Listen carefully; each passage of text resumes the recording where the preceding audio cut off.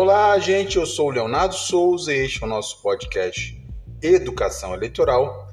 Este é o nosso episódio de número 37 e hoje vamos conversar sobre a AIRC, gente. A AIRC, Ação de Impugnação ao Registro de Candidatura, mais conhecida como AIRC, e prevista no artigo 3º da Lei Complementar 64 de 90.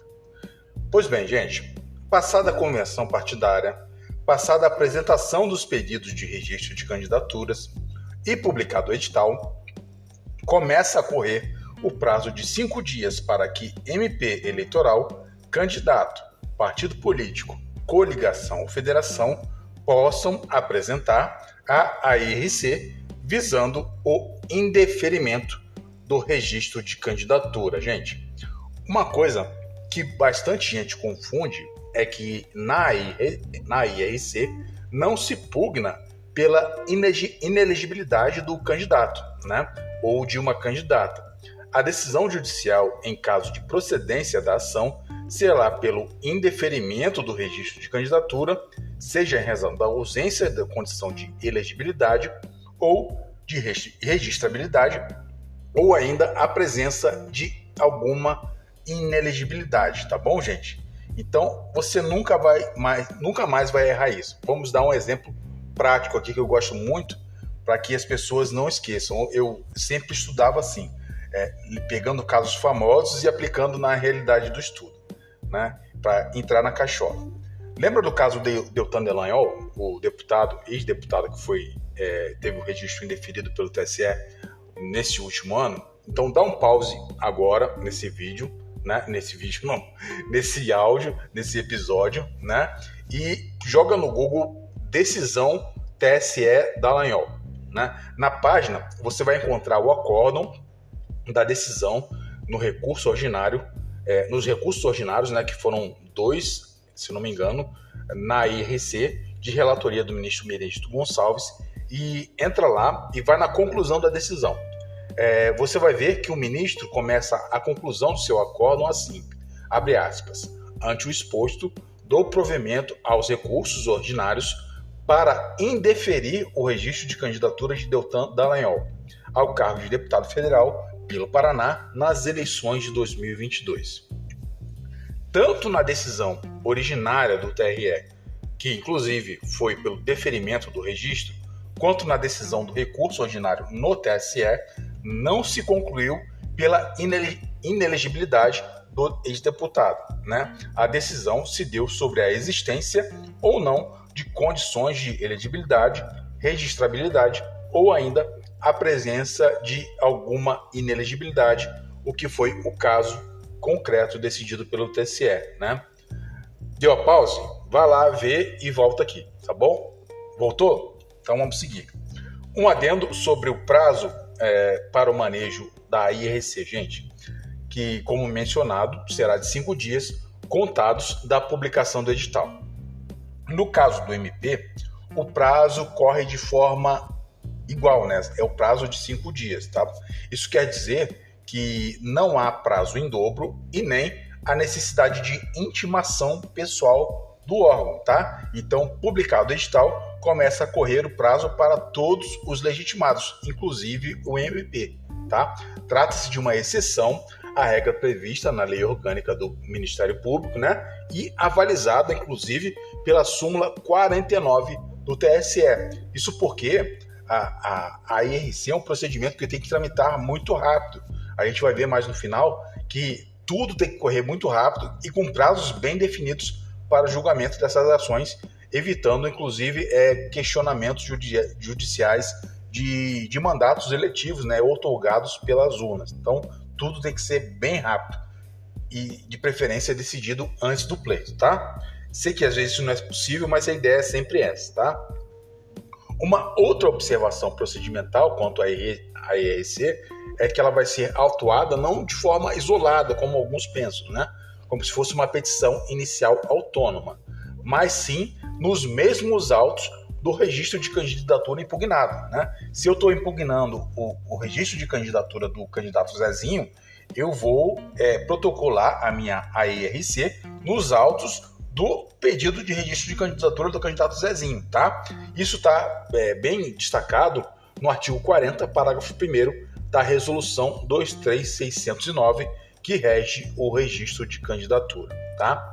Além disso, é obrigatório o seu peticionamento por intermédio de advogado constituído, tá, gente? Tá.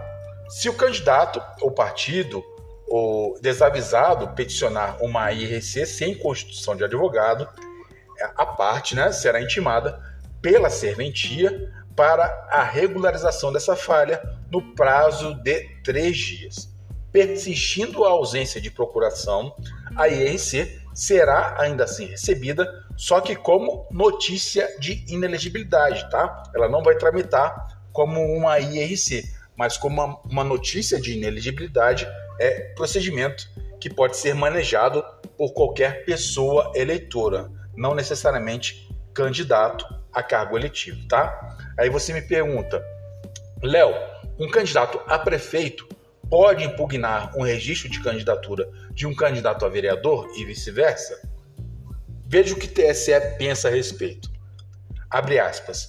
Lá no acórdão de 31/8/2010, no RO 161660, de relatoria do ministro Arnaldo Versiano. Abre aspas. Qualquer candidato possui legitimidade e interesse de agir para impugnar pedido de registro de candidatura, seja a eleições majoritárias, seja a eleições proporcionais, independentemente do cargo a ser disputado, o cargo por ele disputado, né? Fecha aspas. Então, é possível que um prefeito possa arguir a inelegibilidade de um candidato a vereador e vice-versa, né? Sendo candidato, né, a pessoa está legitimada para propor a ação. Prosseguindo, gente. Se o partido coligado estiver coligado ou fizer parte de uma federação, ele não poderá, isoladamente, impugnar o registro de candidatura. Pontinho aqui. A ressalva é feita quando o partido ou federação que coligado na majoritária, neste caso, poderá impugnar isoladamente candidato nas eleições proporcionais, na forma como prevê o artigo 4º, parágrafo 5º, da mesma resolução que eu mencionei, a 23609 de 2019. Então, se o partido está lá coligado na majoritária, né? Está coligado na majoritária, partido A e partido B, né? E o partido B deseja impugnar uma candidatura na eleição proporcional, um candidato lá lançado pelo partido Z, né? Ele pode isoladamente impugnar essa candidatura, porque não é a mesma eleição em que ele está coligado com o partido A, tá bom, gente? Então, essa é a ressalva. Ressalvada ao partido ou à federação que, coligado na majoritária, poderá impugnar isoladamente candidato nas eleições proporcionais, tá? E se ninguém impugnar, gente, o que é que acontece? Imagina o seguinte caso concreto. Nem um MP, nem partido, nem candidato, nem coligação, nem federação, ninguém percebeu que um dos candidatos é flagrantemente inelegível. Pode o juiz indeferir o registro de ofício? Pode, gente. Inclusive, isso é o teor da súmula 45 do TSE, desde que a autoridade judiciária assegure ao candidato impugnado o contraditório e a ampla defesa, tá? Vamos imaginar agora outro cenário. Dessa vez, a pessoa candidata passou ilesa por todos os fiscais, inclusive pelo juízo eleitoral competente de julgar, e acabou tendo o registro deferido, mesmo com a presença de uma causa de inelegibilidade. E agora? Agora chora na cama que é lugar quente, gente. Vamos lá. A inelegibilidade, se ela for infraconstitucional, ou seja, se ela estiver prevista somente em lei, né, e pré-existente ao registro, não for arguída em sede de AIRC, ela preclui, gente. Ou seja, isso quer dizer que não poderá ser mais arguída. Mas, contudo, nem tudo está perdido, Calabreso.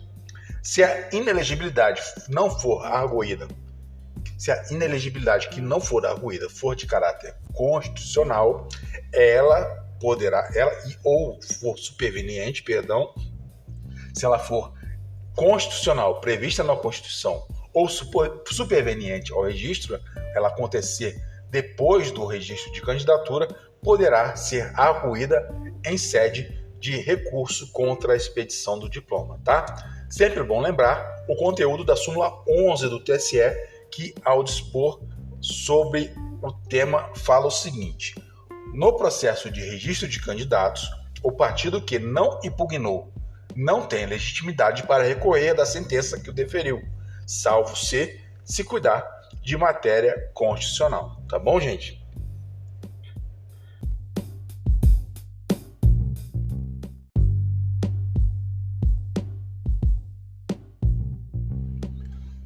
Então, meu amigo, dirigente partidário e demais legitimados com ressalva do MP, se você comeu bola, torça para que a causa de impedimento do seu adversário seja de índole constitucional, porque senão já era, tá bom? Legitimado passivo, gente, o legitimado passivo é o pré-candidato, né?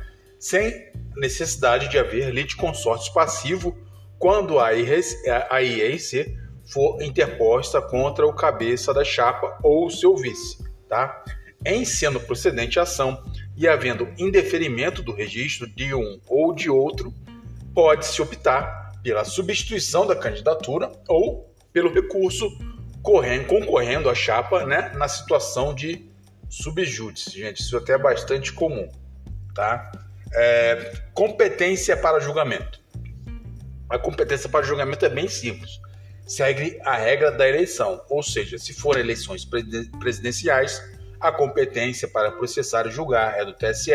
Se forem eleições gerais, a competência é do TRE respectivo, né? Se forem eleições municipais, a competência é do juízo eleitoral. Isso deixando bem evidente que não há foro por prerrogativa de função, tá? Procedimento, gente. A IRC, como eu falei, segue o rito previsto no artigo 3º, parágrafo 3º e seguintes da Lei Complementar 64 de 90, combinado com o artigo 40 e seguintes da Resolução 23609 de 2019 e exige representação processual por advogado constituído, tá? Como já adiantado, né? Publicado o edital contendo os pedidos de registro de candidaturas, passa a correr o prazo para que o impugnante peticione diretamente nos autos do PJE do respectivo registro de candidatura, especificando desde logo os meios de prova com que pretende demonstrar a veracidade do alegado e arrolando testemunhas, se for o caso, no máximo de 6, tá bom? Testemunhas no máximo de 6. Lembrando que a inicial ela deve conter os requisitos do artigo 319 do CPC, com ressalva ao valor da causa, tá? Que não é usado comumente nas ações eleitorais, tá bom, gente? Prosseguindo. Havendo ausência, na verdade, ou irregularidade na representação processual, a serventia, também já falei isso, notificará o impugnante para que no prazo de 3 dias regularize a falha. Já adiantei que, inclusive, se for desatendida essa notificação, a IRC será recebida na condição de notícia de inelegibilidade. Pois bem, terminando o prazo de edital de 5 dias, a candidata, o candidato, o partido político, a federação ou a coligação devem ser citados para, no prazo de 7 dias, por intermédio de advogado constituído, contestar a ação proposta ou se manifestar sobre eventual notícia de inelegibilidade, juntar documentos, indicar rol de testemunhas, se for o caso, e requerer produção de provas, inclusive documentais que se encontrem em poder de terceiras pessoas, né, ou repartições públicas ou em procedimentos judiciais e ou administrativos, salvo os processos que já estiverem salvo os processos que estiverem tramitando em segredo de justiça. Uma lembrança procedimental importante, gente. A partir de 15 de agosto até o dia 19 de dezembro do ano da eleição, essa citação da IRC, né, ela será feita por meio de mural eletrônico em nome da celeridade necessária ao procedimento, tá bom? Pois bem, passado o prazo para contestação e em sendo matéria não só de direito, mas também de fato, os 4 dias seguintes, né, serão designados para a inquirição das testemunhas. Passado esse prazo, nos 5 dias subsequentes, o órgão julgador deve proceder a todas as diligências que determinar, de ofício ou a requerimento das partes, podendo, neste prazo, inclusive, ouvir terceiras pessoas, aquelas que não foram de imediato inquiridas, citadas pelas partes, né? Elas foram aparecendo no decorrer do processo, né? Referidas pelas partes, na verdade. Ou mesmo novas testemunhas, se elas aparecerem, tá? Pode ainda ordenar o depósito de qualquer documento necessário à formação da prova que se ache em poder de outrem. Pois bem, encerrada a fase probatória, isso tudo é muito rápido, tá, gente? É um procedimento que parece longo, mas aqui é tudo 5, 4, 3 dias, tá? Então, encerrada a fase probatória mencionada, as partes serão intimadas para, querendo, apresentar alegações finais no prazo comum de 5 dias, tá? Apresentadas as alegações ou decorrido o prazo, os autos serão encaminhados ao MP na condição de fiscal da lei para que, no prazo de 2 dias, apresente parecer. Após, os autos serão conclusos ao juízo competente para a decisão. Um detalhe aqui, ó, não havendo fase probatória nos autos, né, a apresentação de alegações finais poderá ser dispensada, tá? Ela não é regra, ela poderá ser dispensada se não houver fase probatória nos autos. E neste caso, ficam assegurados, antes do julgamento, o prazo de 3 dias para manifestação do impugnante, caso juntados documentos e suscitadas questões de direito na contestação, bem como o prazo de 2 dias para o Ministério Público, em qualquer caso, apresentar parecer. Decisão será uma sentença ou um acórdão, dependendo do órgão julgador. Todos os pedidos de registro de candidatura, inclusive os impugnados, devem estar julgados pelas instâncias ordinárias, ou seja, aquele primeiro juízo, né, no caso das eleições municipais, o juízo eleitoral, e publicadas as decisões até 20 dias antes das eleições, gente. É muito rápido, tá? Então, imaginemos que o registro de candidatura entrou no dia 15 de agosto, que é o prazo final. Publicado o edital mais 5 dias para frente, né? Então, sei lá, 20 de agosto.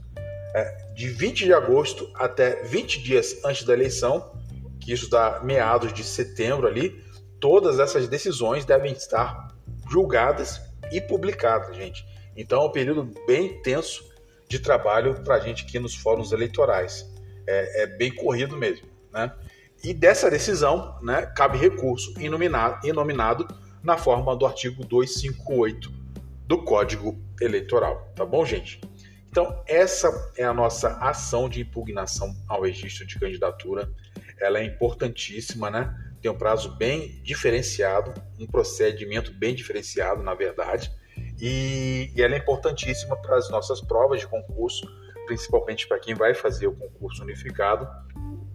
Lembrando que eu tenho material específico de ações eleitorais lá na assinatura Educação Eleitoral, tá? Se você já é meu aluno, você tem isso mastigadinho, tá?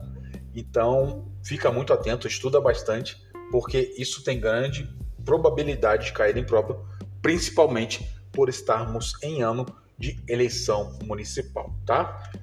Por fim, gente, quero dar um recado muito importante, que este episódio é dedicado especialmente ao estado do Rio Grande do Sul, né? E as milhares de vítimas das enchentes que atingiram o estado, tá? A gente tem relatos bem preocupantes, bem densos, de colegas do TRE do Rio Grande do Sul, né? Que mostram a situação bem complicada, principalmente ali na região de Porto Alegre, e outras pessoas que também têm residência no interior do estado.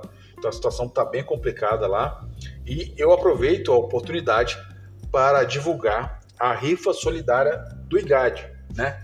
Para quem não conhece, o IGAD é o Instituto Gaúcho de Direito Eleitoral, e eles estão fazendo uma rifa em prol das vítimas das enchentes do Rio Grande do Sul. Todo o dinheiro arrecadado com essa rifa, né, vai ser doado para as vítimas das enchentes no Rio Grande do Sul, né? Haverá um sorteio de uma coletânea densa dos maiores autores de direito eleitoral do Brasil, e o sorteio dessa rifa vai acontecer diretamente no Congresso de Direito Eleitoral, que vai ser realizado em Curitiba no mês de junho. Inclusive eu estarei lá, gente. Além de ajudar, você pode ter acesso às mais ricas obras das maiores autoridades de direito eleitoral no país, tá bom, gente? Não fica de fora. Se você tiver condição, compra o seu númerozinho lá, tá? E você pode concorrer a uma biblioteca vasta com inúmeras obras de gigantes do direito eleitoral brasileiro, tá? Se não me engano, são em torno de 30 obras. É fantástico mesmo. E eu vou deixar o link da rifa na descrição deste episódio, tá bom? Era isso, gente. Um beijo grande para vocês. Qualquer dúvida, eu estou sempre à disposição no Instagram, tá? E podem me chamar. Até o próximo episódio. Tchau, tchau.